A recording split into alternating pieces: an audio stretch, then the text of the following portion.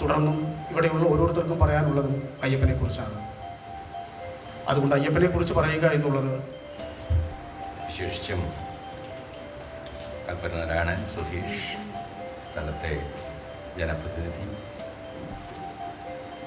ഞാൻ കണ്ടിട്ടില്ലാത്ത എൻ്റെ ദീർഘകാല സുഹൃത്തായ ലീന,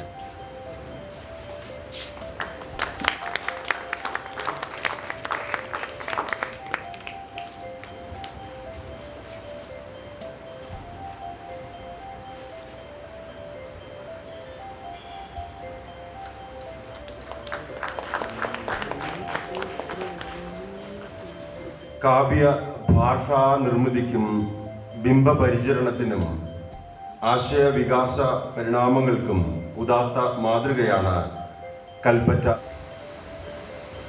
ഈ യോഗത്തിൽ അധ്യക്ഷത വഹിക്കുന്നത് അയ്യപ്പൻ കവിതാ പുരസ്കാരത്തിൻ്റെ ജൂറിയുടെ വളരെ ദീർഘമായ ഒരു സംവാദം നമ്മൾ നടത്തി.